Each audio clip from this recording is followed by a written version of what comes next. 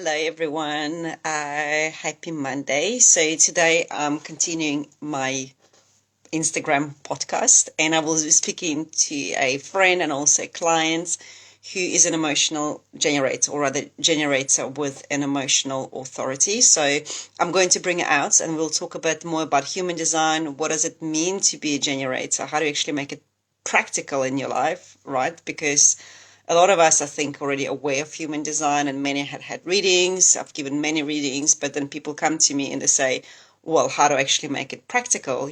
How do I apply it to my life? And here we have got an opportunity to speak to a very successful entrepreneur who's going to be joining me in a second. I'm just going to bring her out. There we go. I think she's already got. She should just come up on a screen in a minute. There you go.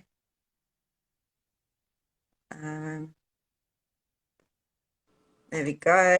And you're here. Hello. Hey, hi Lena. Hello. Good to see you here. How you doing? I'm doing well. I feel like I've been doing lives all day today. I just Oh, did it have you? with someone else. It's been amazing. Yeah. Fantastic, fantastic. Well, you look well for it. For for a Monday, last week, last day of January as well. I know. I don't know. I mean, it's just like you kind of lose track of time. So I was like, end of January, which year? I was just wanted to make sure I didn't miss the year also.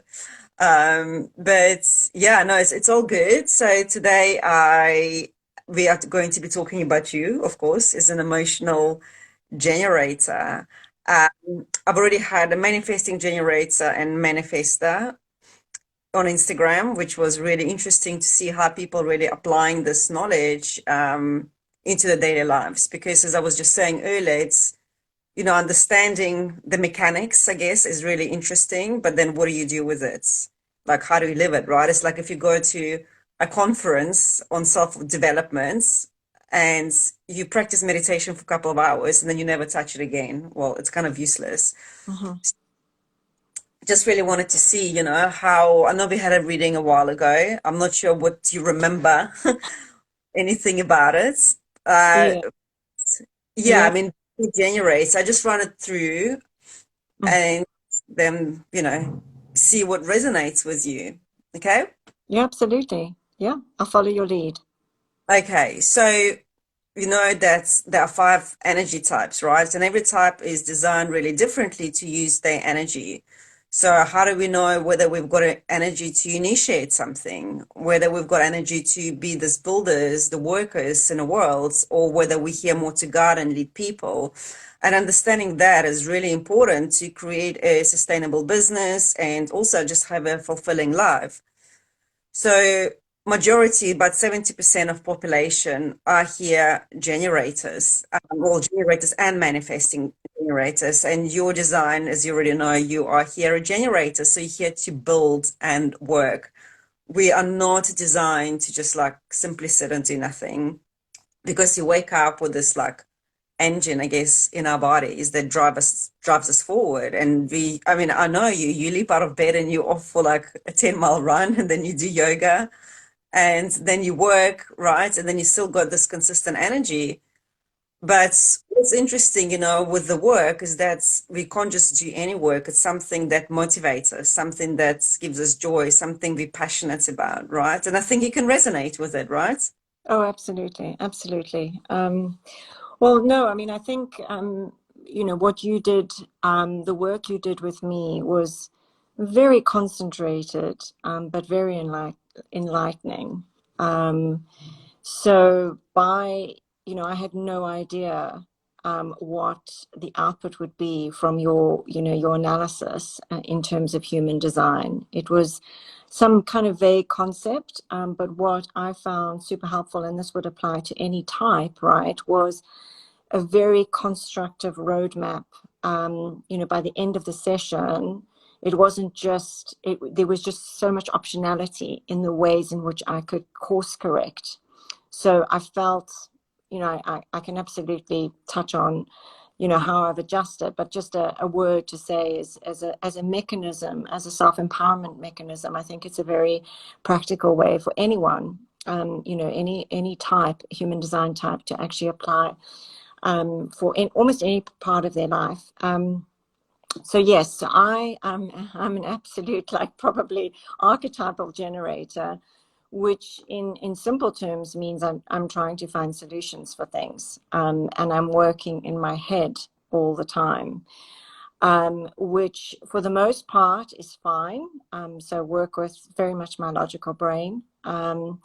But the shortcoming of that, or the let's say the limitation of that, is, as you pointed out, we are human, all right. We beings instead of doings, and so anyone who's a typical generator or A-type personality will always have an ego overdrive to actually find a solution, and work at almost forcing a solution, which has been something I've probably been wired to do and conditioned to do over my entire lifetime, which has worked quite well, actually, for the longest time. But I think what we've seen collectively is a massive change in the world. And almost every construct of our lives has the rug's been pulled. So many entrepreneurs are facing a lot of uncertainty for a whole myriad of reasons. And what the formula that may have worked before, whereas, oh, I know I can fix it. I know if I just put the hours in, or I put, I apply my skill set, or I can pull people into my skill set, that kind of thing doesn't necessarily always work. So I remember your words to me, and I can't remember the exact problem I had at the time, was to actually just down tools, literally down tools, and not force a solution. You're a little bit similar to me in that, that's very difficult to do when you're so used to taking action and being in control. I think the lesson is no one is really in control, right? So I think at a very high level, that was my takeout, and I think hopefully that applies to many people. I mean, that lesson is probably resonates. Letting go and less is more, and actually taking time just to release, however that be, is as important as actually the action. And only when you've got a problem and your head is not working the problem and not providing the solution, do you learn the hard way. Yeah, absolutely. And I mean, you got it, spot on. Just sitting there and trying to force creation, right? You can't do that. So it's almost having this courage. As a generator, we're here to respond. And we're not here like manifestors, for example, who initiate because they've got that constant motor to the throats. So they can initiate words into action and kind of gather the generators, to do the work, and projectors to lead and guide. But as generators, for us, the best use of energy really is to respond, and having the trust that there will be an opportunity to respond to. And I know personally for me, that was the biggest thing. Just like, how am I going to sit there and wait for something to respond to, even though we're constantly responding, and just, initiating, like just doing, being addicted to the doingness. Mm-hmm. And I remember, I think you told me, like, when you felt this, when you were like in this period where nothing was really moving, you actually went away, didn't you? Yeah, Um, yeah, I've done that tell a us what few happened. times. Yeah, when no one else was traveling, I actually forced that extraction out of physical extraction. I'm not a person that actually does detachment very well. So I use tools, and one of those tools I think is probably very common is to actually change your environment quite radically.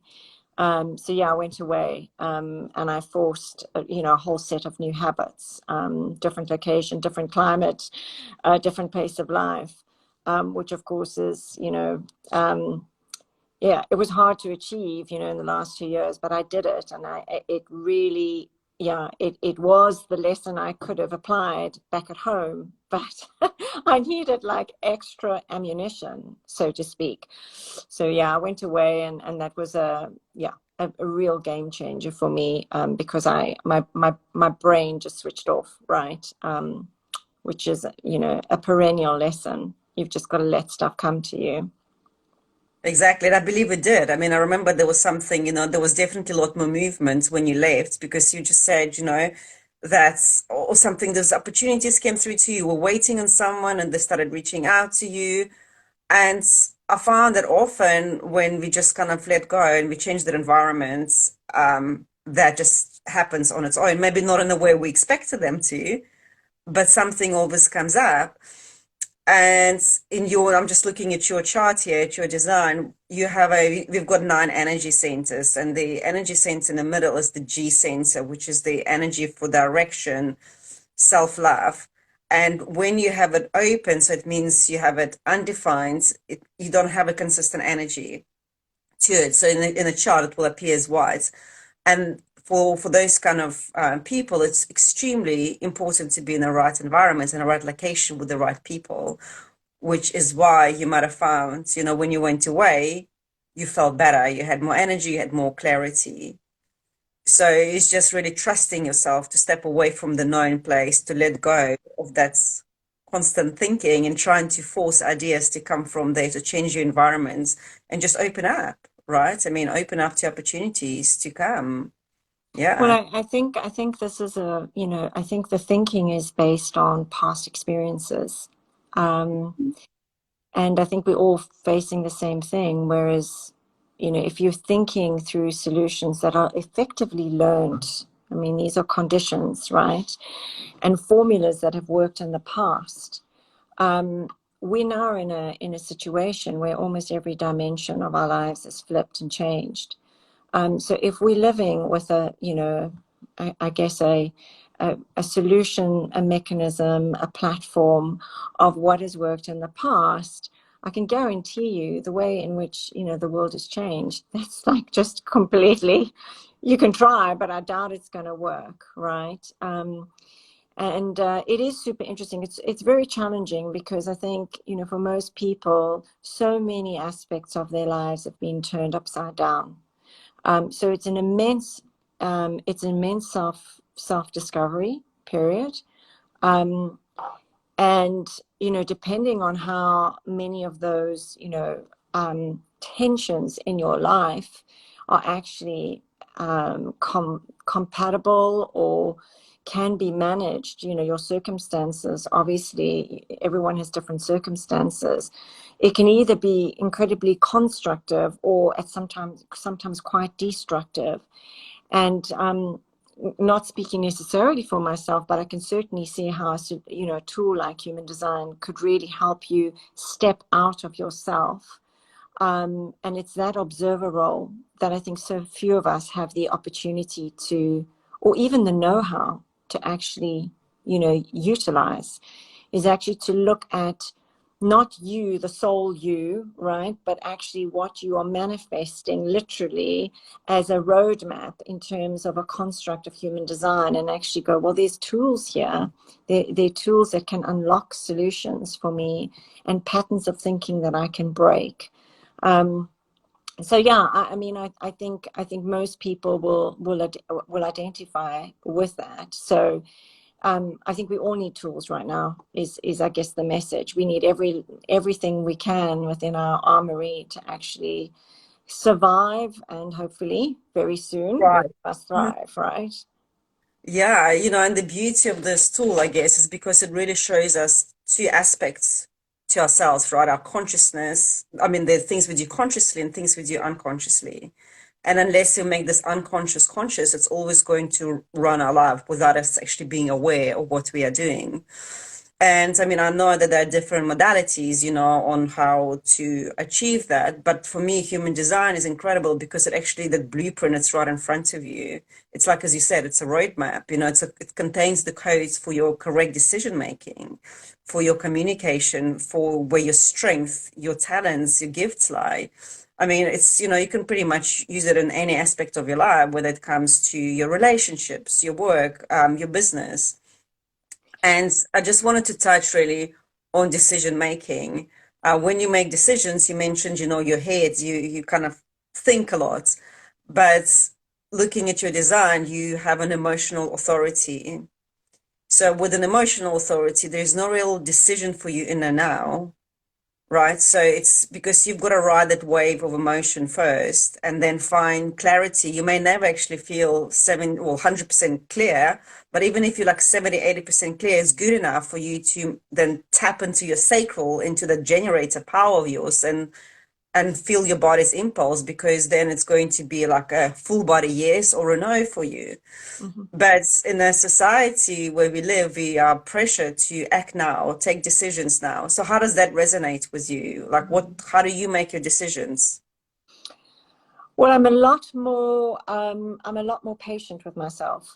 I'm a lot less reactive. And that's the life of hard knocks. I am, I've had to learn to actually take time now, and actually the kind of balance between well, I was always taught that, gut reactions are best. Mm. Intuition, I think you intuitively have intuition, but there is an interesting gap between your emotional reaction and your intuition. Sometimes they're not aligned. You can be emotionally reactive because of a situation, which makes you behave in a certain way. At the same time, you could have an intuitive feeling about a decision you have to make, but you don't have to emotionally react, if you know what I'm saying. And before, I think those two conditions were very closely aligned for me, right? I've learned to put space between decision making, which is now very much more reliant on gut, okay, for want of a better description, rather than head, or heart rather than head, but also put time and space in between how I act on that feeling, that nudge, that thought. I put space in it. Whereas before I would get into action very, very quickly. Um, so the difference is before it was much more head and quick action. Now it's much more heart and space before I act. And I think that is needed. I mean, that's been very needed in my world. Yeah, exactly. Because, when someone is emotionally defined, it's very important to put that space, between the time you kind of given this opportunity or whatever it is you need to decide on, and then just waiting to either experience the excitement or fear or frustration, whatever it is, and only then really check in with your guts. I mean, for us, it's a sacral, right, as a generator. And for sacral, it's actually probably one of the easiest ways to make decisions if we are connected to it, because it speaks to us in this yes or no. So you can even check with yourself, is this opportunity right for me, yes or no? Or ask someone else to ask you that question. Because once that emotional wave is over, this is when you check with your sacral, and then obviously having the guts to act on it, because sometimes it like makes no sense, like you preparing for like a launch or big project, and your whole body wants you to go get on that bike, Yeah, right? indeed, indeed. And What I do you do? recall, oh, sorry, I'm talking over you. No, no, no, go on. Yeah. No, no, I was going to say, I think also at the time we did my reading, there was also, I was quite interested in terms of kind of an energetic, external, let's call it that, external energetic alignment. And I think we did it in and around the 8-8 portal.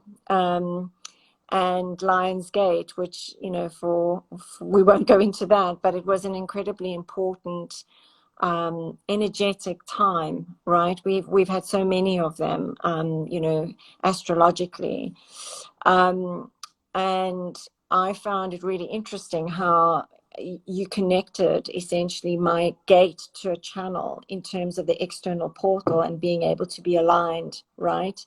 And how that clicked in. So I don't know, maybe your audience is interested in that aspect as well, because we don't operate in isolation, right?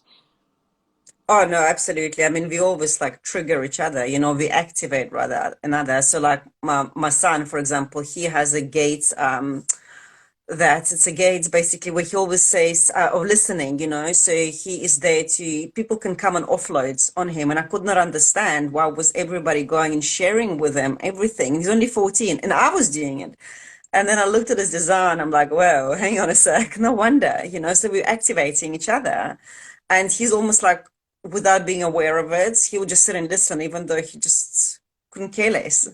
So it's understanding that, and also setting firm boundaries, because as a generator, like for us, the aura, that field around us, is very welcoming, very open, very magnetic.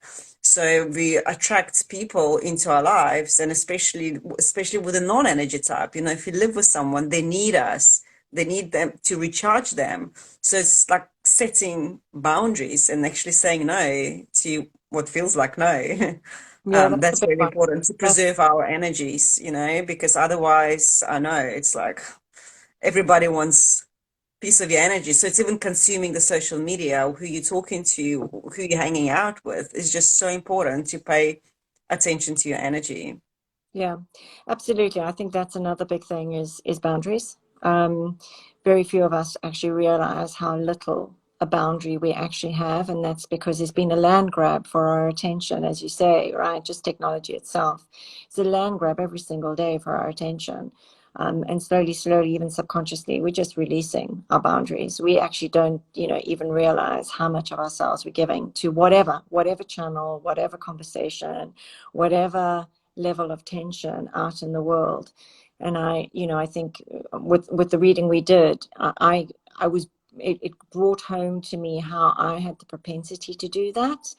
And the only consequence of that being a generator is you literally leak energy. So there you are trying to force solutions with your head. Nothing's coming in, everything's going out from you.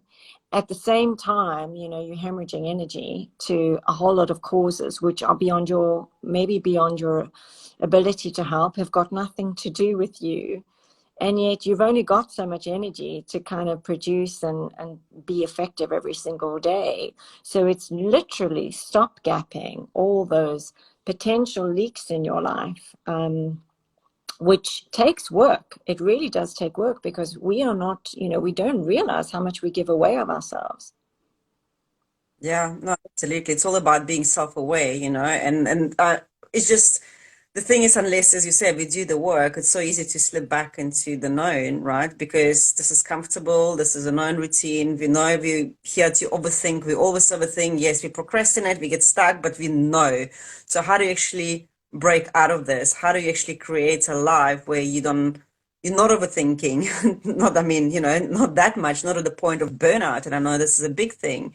You're actually creating things in your life from wherever your authority is, from your guts or from your heart or from wherever it comes with a lot more ease. And I mean, that's been, I think, a big eye opener in my life. And I know, and, it obviously helped you too and many others. So, Yeah, yeah. absolutely. Absolutely. Well, I mean, I think we've both changed over however many years we've known each other quite considerably. I mean, we were all always very similar in our let's hunt it down and kill it attitude, to the point Yes. where the only person being literally slowly dying would be us, right? All those miles Absolutely. we used to run together and that kind of competition. And actually, yeah, it is a lesson, the Yeah. years kind of teach you a lesson, don't they? Exactly, exactly. You either continue that fighting and swimming upstream, or you just, you kind of wake up and you realize there is a different way of living life. Yes, it may be more challenging because you're not used to it and it blows your minds, and you're like, oh my God, I can't do it. I just want to go and get busy. I want to go do more things because Yeah, I've always done that. And it's like just sitting yourself down and like saying no, like, very no, uncomfortable.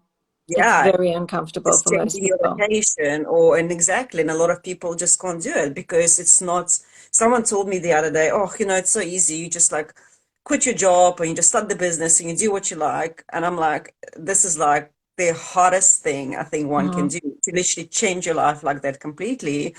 And that's why, I'm all for different tools to support us to recreate that new structure from within us, to cultivate that energy from within rather than seek attention and approval and validation from outside.